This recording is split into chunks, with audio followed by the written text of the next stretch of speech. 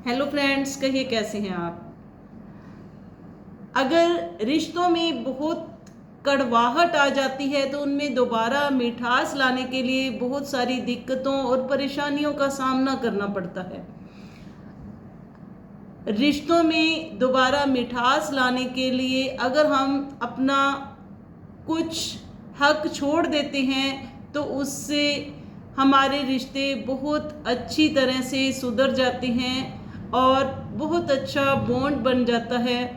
तो आज की स्टोरी कुछ इसी पर। एक बार माता पिता अपनी कार से अपने 4 साल के बच्चे के साथ घर वापस लौट रहे होते हैं तो रास्ते में एक 12-13 साल की लड़की तरबूज बेचते हुए उनकी गाड़ी के पास आकर बोलती है कि तरबूज खरीद लीजिए।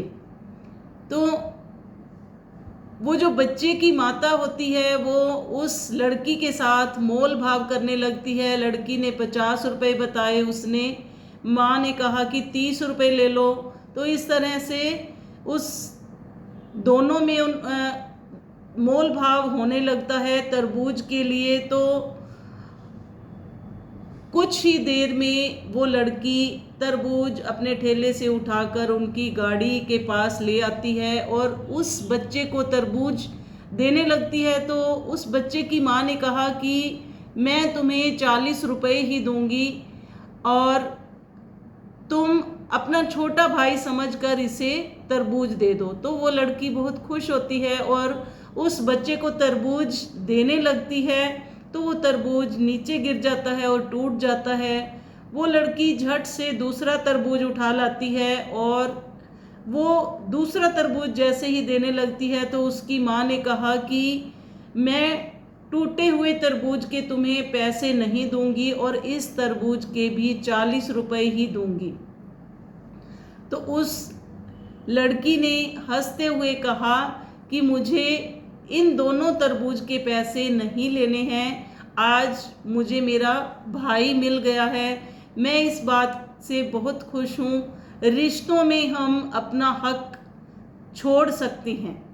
तो उस लड़की की ये बात सुनकर उसके पापा को बहुत, जो लड़की वो बच्चा था उसके पापा को बहुत एक अच्छा सा मैसेज मिला। उसने 100 रुपया उस लड़की को देते हुए कहा। तो उस लड़की ने मना कर दिया। उसने कहा कि नहीं, मैं ये 100 रुपया नहीं लूँगी, मैंने मेरे भाई को उपहार के रूप में तरबूज दिया है।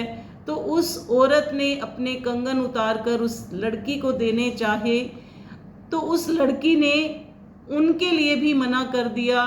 तो उस औरत ने कहा कि ये तुम्हारा भाई है तो इस रिश्ते से मैं तुम्हारी माता हुई, ये कंगन तुम्हें लेने ही होंगे। तो ये सब कुछ वो बच्चे का पिता देख रहा था, सुन रहा था। तो उसने अपने बड़े भाई को फ़ोन लगाया और कहा कि जो मैंने प्रॉपर्टी के लिए केस किया हुआ है वो केस मैं वापस ले लूँगा, मुझे प्रॉपर्टी भी नहीं चाहिए, क्योंकि मुझे अब समझ आ गया है कि रिश्तों के लिए हम अपना हक छोड़ सकते हैं। तो उसके भाई ने कहा कि तुम आ जाना, हम बैठकर बात कर लेंगे। तो ये छोटी सी स्टोरी हमें बहुत बड़ी शिक्षा देती है कि हमें अपने रिश्तों के लिए कुछ हक छोड़ना भी पड़ता है कभी कभी। तो अगर आपको ये स्टोरी अच्छी लगी हो तो इसे लाइक करें, कमेंट करें और शेयर करना ना भूलिए।